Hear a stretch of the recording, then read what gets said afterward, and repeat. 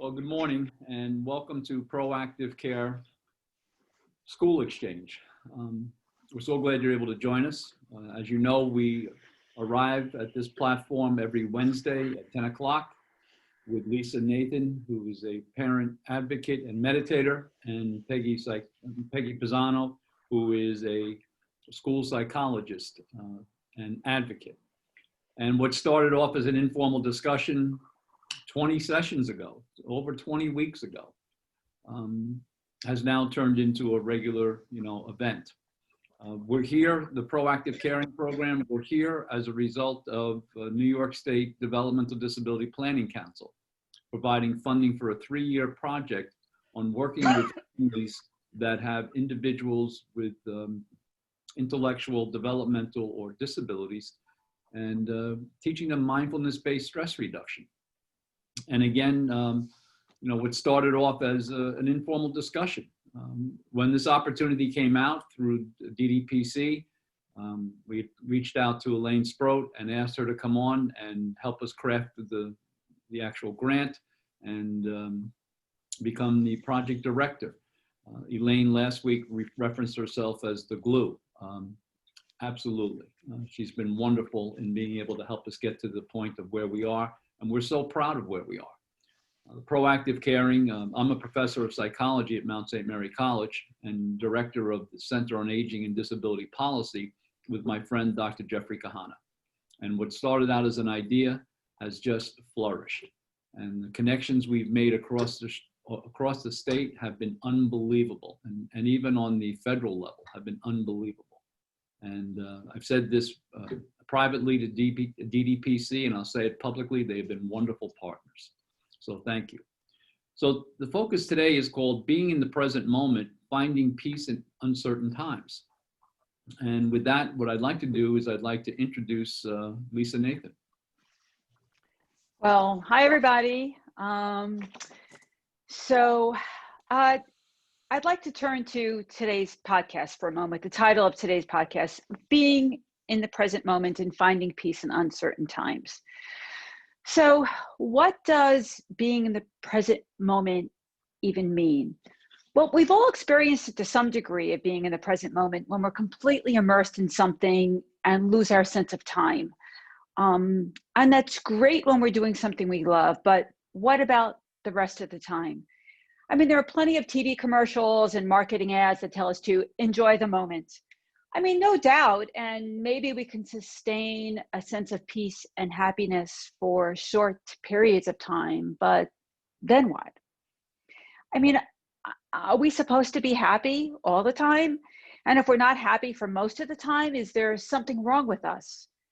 And why do I even need to be in the present moment? Well, I want to try an exercise, and we're going to do this 2 times, but let's try this exercise. And we're going to begin by grounding ourselves. And for those of you who've been on this podcast before, we're getting really good at this. So what I'd like you to do is wherever you're sitting, have your feet flat on the floor. We're going to take 3 breaths, inhaling through the nose and then exhaling through the mouth. And you're going to find the points of tension and relax them.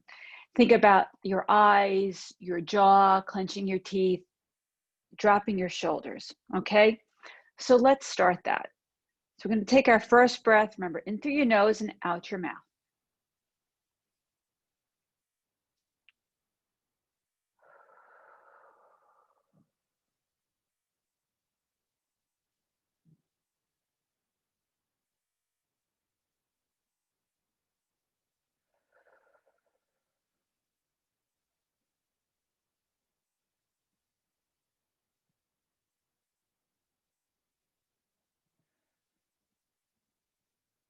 Okay, now we're just going to be breathing in and out through our nose, just casual breaths, not trying to control anything.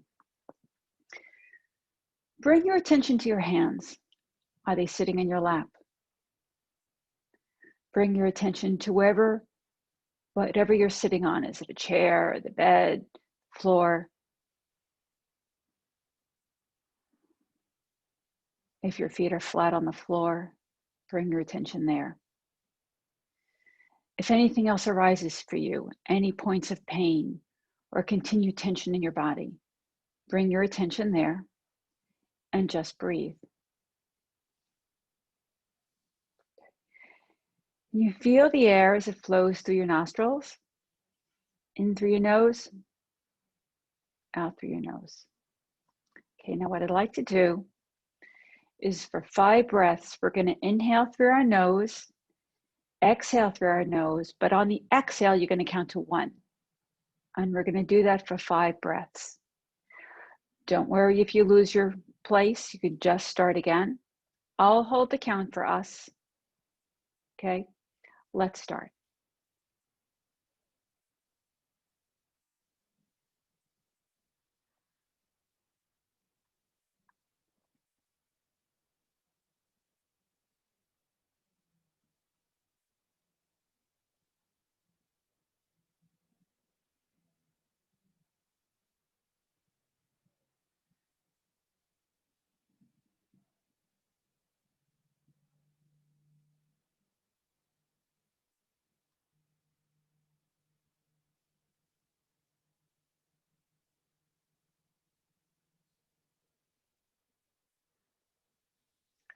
Okay, all right.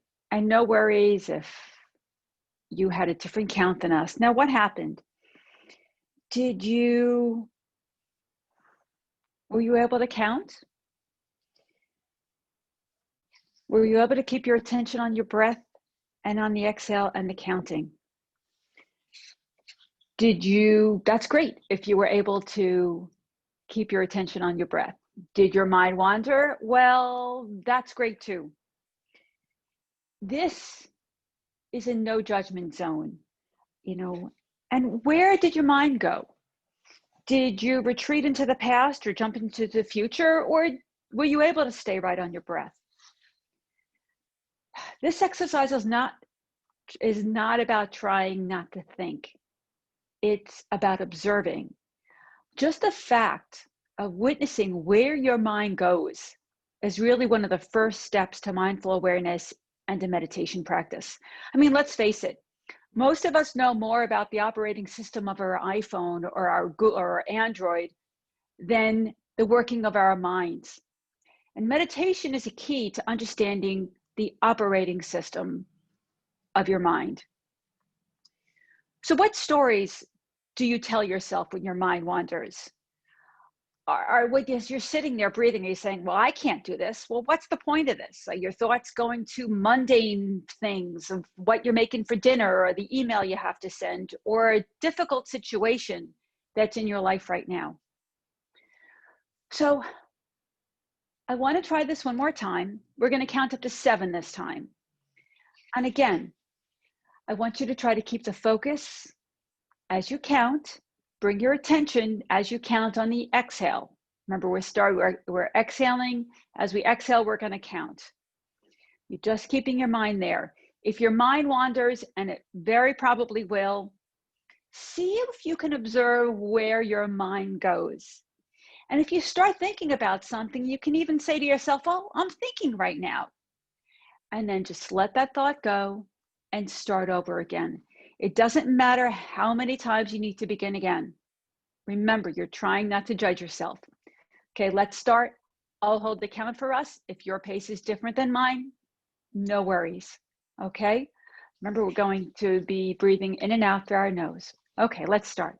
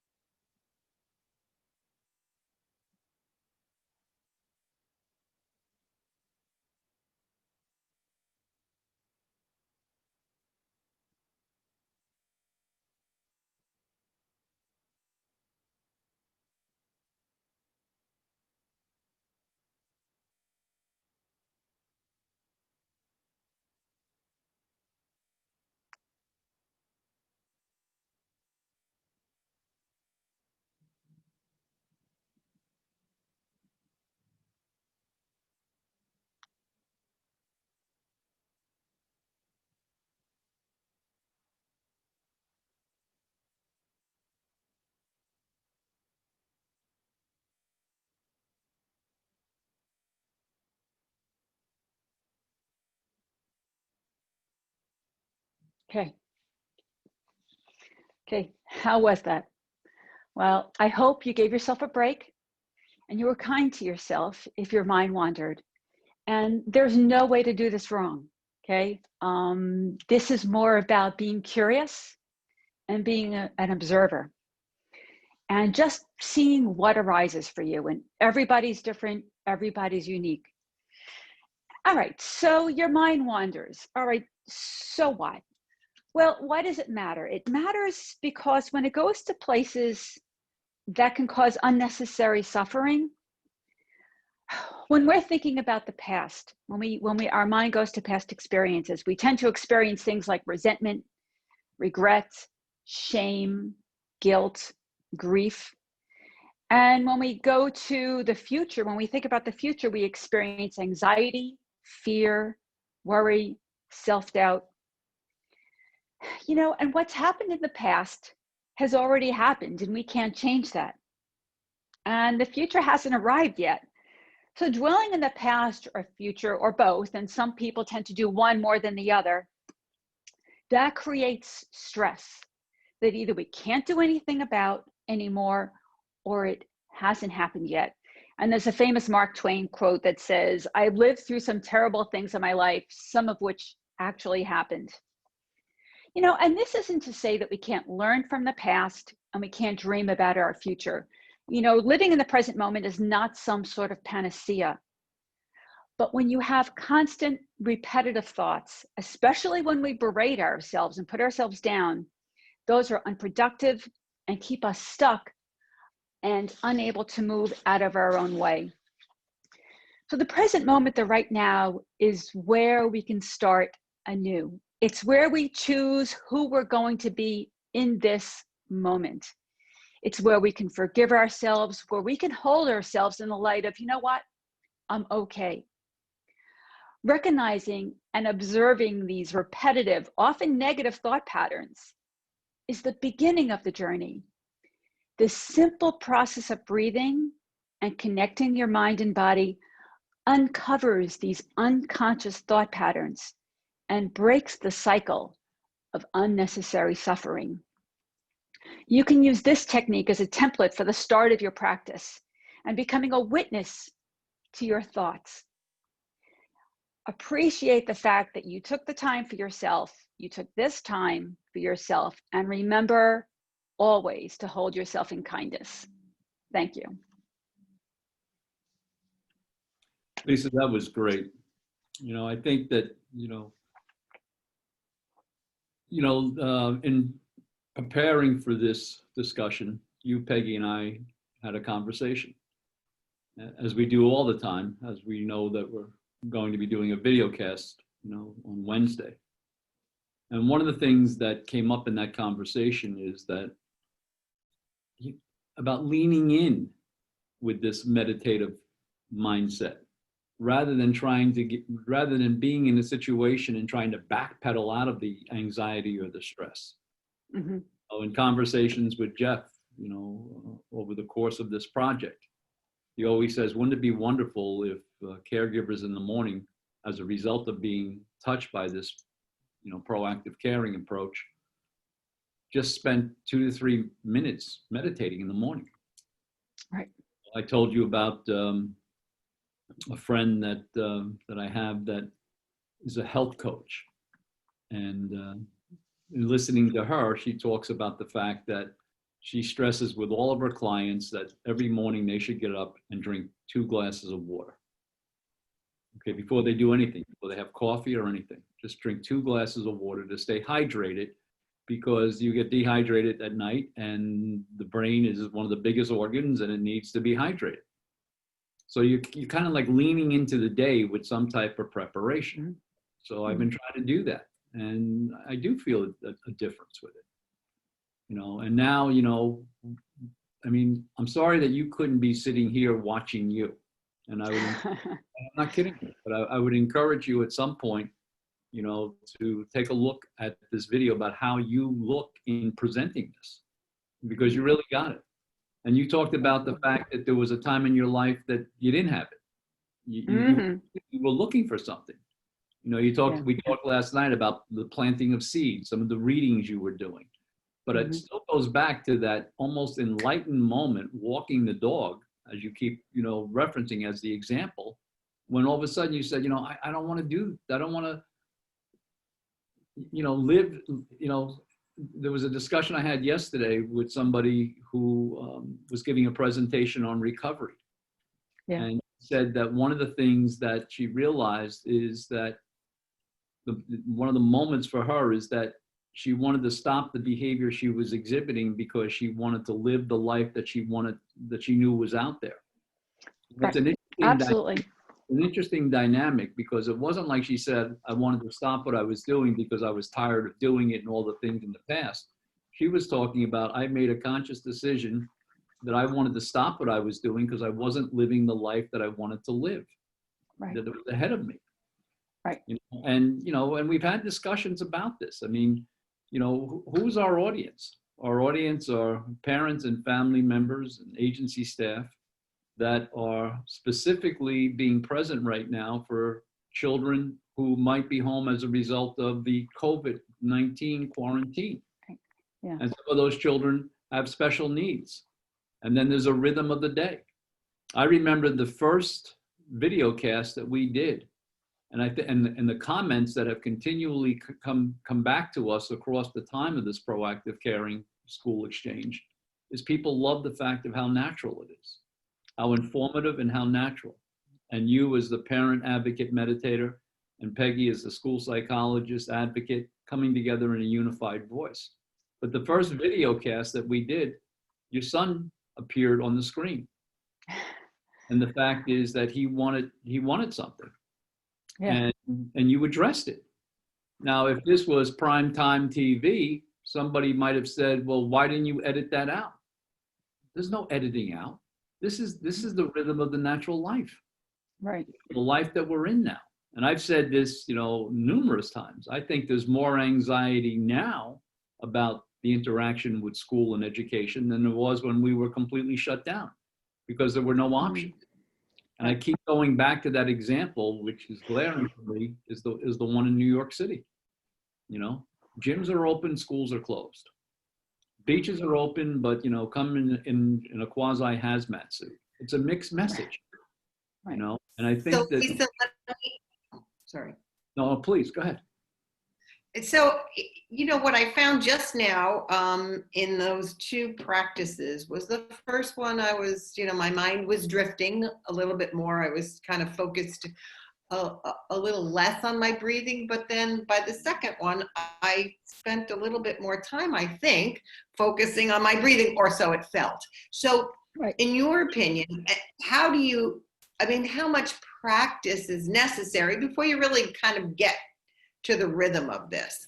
It seems that just for me, just for these two sessions that you just did, I was more attentive to the things that you were saying by staying in the present, not worrying about what happened and what might happen, but, you know, really focusing on my breathing. So how often would you say the average person, if there is an average person, should do this? And how long does it take before they really sort of get it, if you can give us some info like that? The answers to that are the best way to benefit is for making it as close to a daily habit as you can, because it's a practice. It's the same idea about going to the gym, you know. And for me, and we could talk about that too, creating the habit, because it is about creating a habit. And the other thing for me, I felt a difference in a few weeks. I actually felt a difference in my ability to listen better. You know, sometimes when I was talking to people, I would get so anxious about what I was going to say, what I wanted to say, that I would not listen well, but I found that I was listening better. To actually start to let the thoughts go and really be able to do that took months. I think it just takes a while. Maybe people are different, but the ability to hold myself in kindness and not berate myself, that took a long time too, because I got on my case a lot, but I think a lot of us do that. So what is a day? And that's a great question that you just presented, Peg. And so in building upon that, what's a day in the life look like as you've now integrated this practice into the rhythm of your day? Well, I have my little morning ritual, and I have to tell you a funny story, but so I get up in the morning and I'll just be like conscious when I wake up. Is my mind racing to something? Or am I just like heading for my phone to look at something? And I'll just kind of be aware, and I'll just try to take a couple of conscious breaths. And then I get up, I make myself my little drink, my little coffee and foam my milk and stuff. It's part of my ritual. It's part of the habit. And then I go sit in my sunroom and I set myself up and I'll do some sort of meditation. It might be guided, it might be silent. I might do some journaling. And I just take that time for myself. Sometimes I only have time for a few minutes. Sometimes it'll be 45 minutes. And the funny story I have, so I'm not at home right now.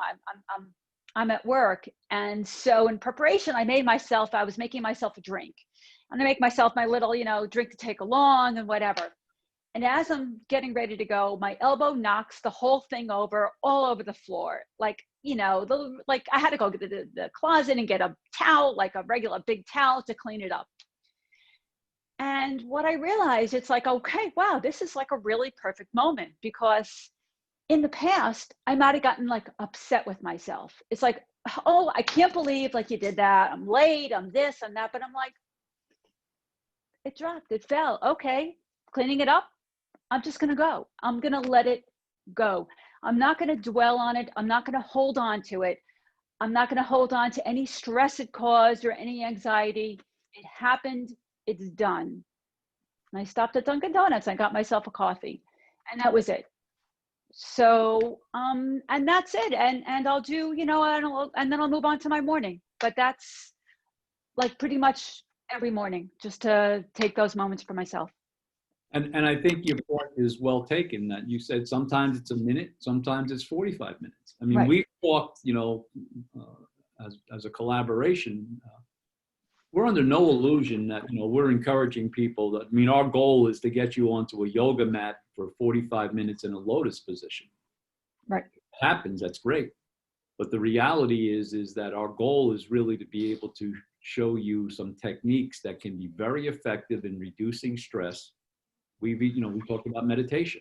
Then we talked about micro meditation, to bring it closer to people, and then we really talked about pause thought, or thought pause, and the idea of, just taking that moment, and I look, Yeah. What you said reflects so many of the psychological theories about, who's our biggest critic? We are. We say things to ourselves that we would never allow. Never say to anybody else. Never. We would never say, or we never let anybody say to us. Right. Right.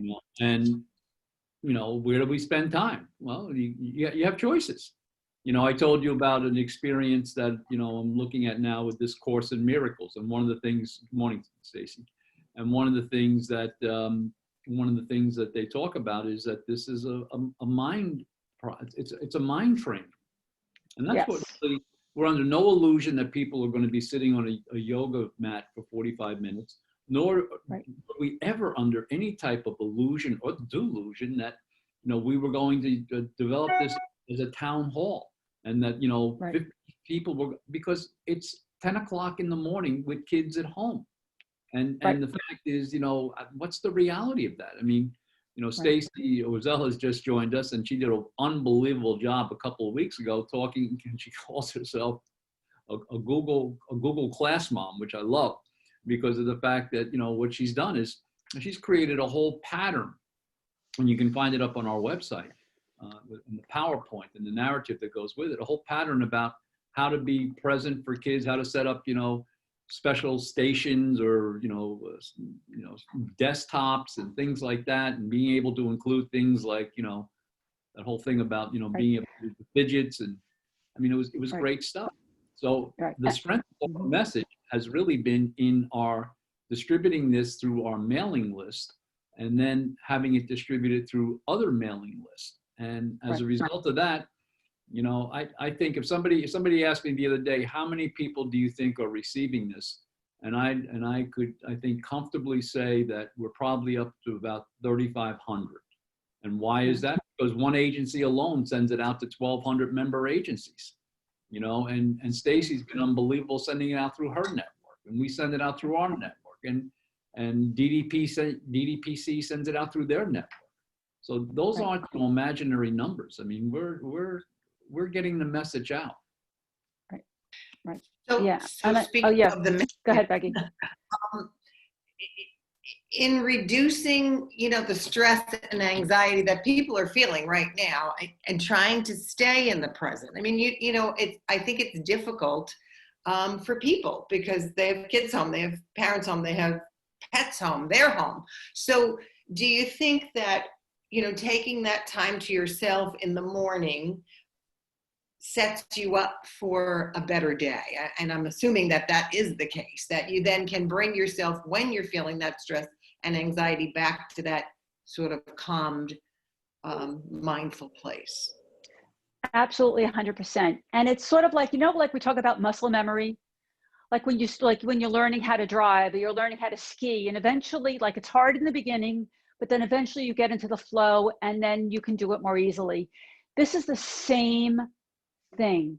You're in the beginning, you have to be more consciously aware. You may forget, you may, you know, not come to it naturally, but the more you practice, and the more you practice and you just get there, the more you can call on it, and the more it becomes more naturally. Like when I spilled my coffee in this morning, I mean, it was just like it just because it's been in my life for so long that it doesn't trigger those stresses and those voices in my head that might have been triggered, you know, years ago.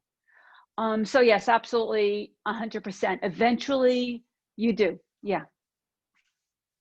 You know, and I think the point, you know, building upon that about the practice, last week when Alyssa Jill Williams was on, one of the things that she brought to the table is that for her daughter, she seems to do better at night. So although we're emphasizing, you know, starting off the day like this, some people just by their own biological rhythms might find it more effective during the course of the day or at the end of it. Yeah. I mean, it doesn't mean that if you miss the opportunity in the morning that you can't recapture it during the day. Right. And that's, you know, and you said something before, and I you know, I really want to emphasize it.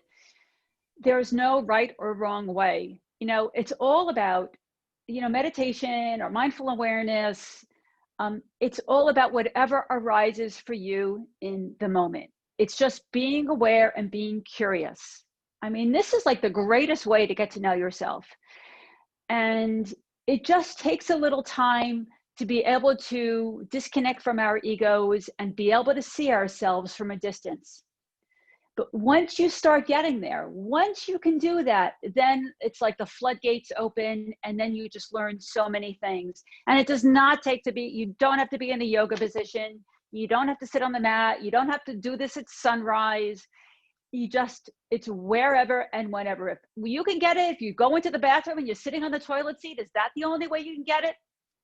Then go for it. It's wherever, whenever. It's just about starting and showing up. And it's also, I think, you know, go ahead, Peg. Sorry. No, and it seems to me that, you know, that sort of saying practice makes perfect. You know, you're going to practice this wherever and whenever.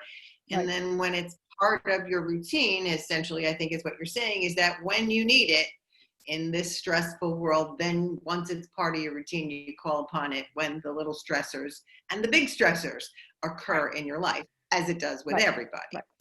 Right. And things are going to happen. We can't stop things from happening, you know, and like you know, part of this title is being in uncertain times. But again, and I want to emphasize, if we dwell on what might happen, we do this to ourselves all the time. What might happen?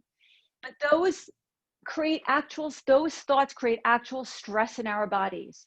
And it keeps us in a stressful state where we can't be think as clearly. We know when we're stressed, it's hard to think clearly. That's why taking a nice deep breath and, and a nice slow exhale actually calms, the nervous system. So thinking like that is so detrimental. But it just takes practice to be able to stay here and now and not get lost in those thoughts and not dwell on the past. It's just a practice for the mind. It's a mind training. I mean, Larry, we spoke about this. It's a training for the mind, and we deserve this.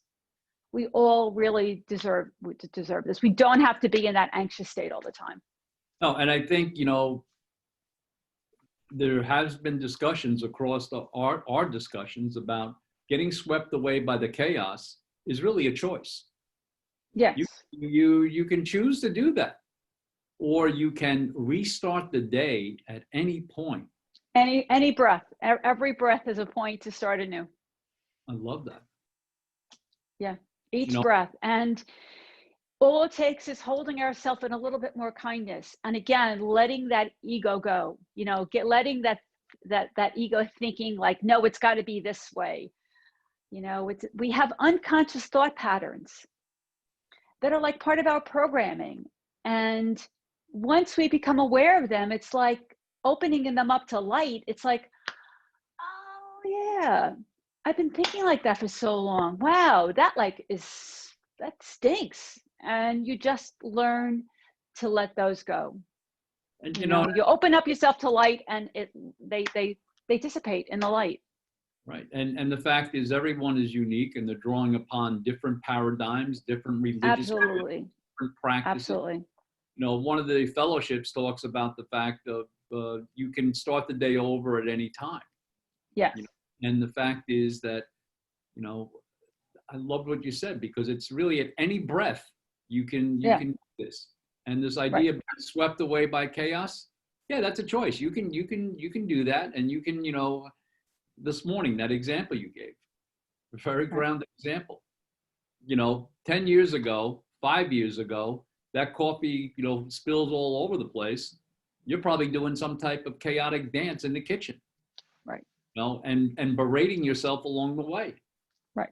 And today, the solution is clean it up and go to Dunkin' Donuts. That's great.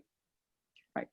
So look, I think that, the message that we wanted to deliver, I know we wanted to start with the meditation, and we wanted to talk about ending with the meditation. So is it possible at this point that you could do maybe a 2-3 minute body scan of grounding people again, as we now, bring this session to a close? Yes. Okay, let's do that. All right, guys, here we are in our chairs or wherever we are. I'm taking myself, and I just naturally close my eyes. Do whatever is comfortable for you. I like to take all the visual away. Right? And I'm going to begin by just breathing. Inhaling through my nose.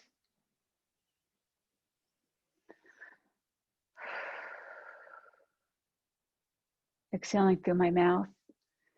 And I feel everything relax. My eyes, my jaw, my shoulders.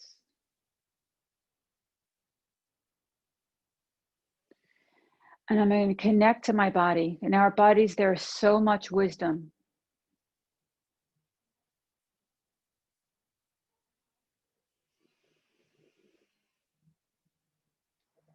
I'm going to breathe. Feel my hands on my lap. I'm sitting on the chair. My feet flat on the floor. And I'm going to pay attention.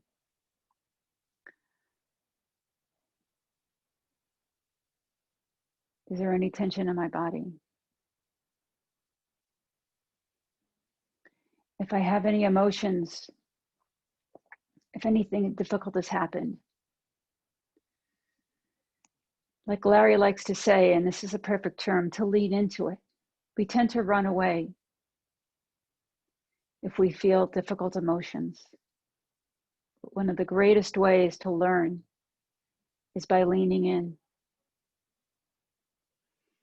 Where do I feel the emotion in my body? Is it in my belly? My arms, my hands, my teeth, wherever. Acknowledge it, honor it, and breathe. This is about self-discovery. It's about honoring ourselves and not judging. You're holding yourself like a friend, like a dear friend, and just observing.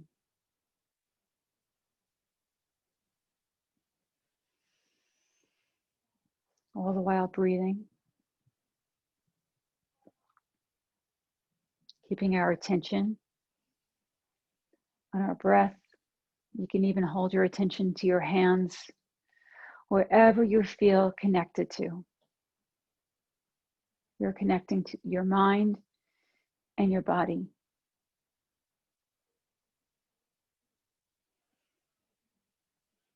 Taking a few moments to just breathe.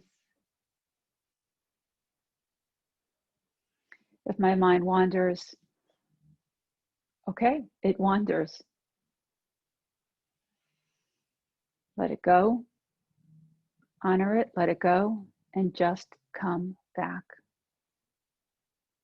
It's all you have to do is just come back. Eventually, even though this sounds so simple, and you're saying, say what? Eventually, you'll see results and you'll see the wisdom that your body has when they're connected, when your mind and body are connected. Thank you for being here. Thank you for listening. Be well. Great job. Any summary comments, Peg? Anybody? Diana, Elaine, Stacy? I think it's really helpful to follow along with Lisa in the meditative moment when she's talking about the moment and the emotion and the feeling and relaxing your body, as though the guidance helps me to clear the thought process. When I first engaged with our group, Lisa gave permission that you don't have to clear your mind, and that was always a misnomer of mine. And I was able to kind of embrace the concept that, wow, I could probably do this, right? I'm a fast-paced New Yorker. I'm an action person. I'm a busy mom. I got a lot going on, and I never really felt like I could turn it off and clear. And I was told that was okay. But when I'm in the moment listening to your very calming voice, Lisa, and thanks for having that, I'm able to find that I'm not as easily wandering in the mind, and I'm able to focus stronger on the breathing and being more in the moment, and probably feeling more relaxed with that as well. So thank you for that gift. I think that that's an enhancement when I'm perhaps taking a small period of time to myself out on my back deck in the morning. Listening to the birds and looking at the nature has helped me, but I feel like the wheels spin more. So I think that that's been very helpful for me. Thank you. You're very welcome. Thank you for that. Thank you for the feedback. Diane? Yeah. We really appreciate you joining us today. Elaine, any summary comments? Peg? Yeah, I found this very interesting, that especially the comment that meditation is not about stopping your thoughts, but about watching where they're going. And I noticed myself that most of the time that the things that came into my mind were senses, the sounds. Sitting here, you know, I'm aware of the pipes working in my house. I'm hearing my stomach rumble. I hear the distant trucks going over the bridge. And especially I was distracted by the fact that there's a fly somewhere in the room and I don't know where it is. But even when I'm walking, which is something Larry mentioned earlier, I've been doing a lot of. Um, I think I'm really aware of the sounds around me more then than any other time. Just the sounds in nature that I encounter as I go. Yeah. So And Elaine, that's a form of meditation. Even being aware of all those sounds, and you can do that by not labeling them, but just listening, just letting them collect around you, which is like a beautiful thing. So kudos to you. That's great. it's very peaceful. Mm-hmm. Absolutely. Yeah. Well, I think, Peggy from the behavioral perspective and the school psychology advocate, and Lisa from the parent and advocate and meditator perspective, the unified voice, which has really evolved, is one message: be kind to yourself. And you can do this at any time, at any place. Mm-hmm. And I think that that message was delivered loud and clear today. So I'd like to thank everyone for joining us today for the Proactive Caring School Exchange. And the theme was being in the present moment, finding peace in uncertain times. And one of the things I think that can come from this is that even though it's uncertain times, you have strategies to build, certain times within your own life. So thank you so much, and we'll see you next week. Thank you. Okay. Bye, everybody. Thank you. Bye now.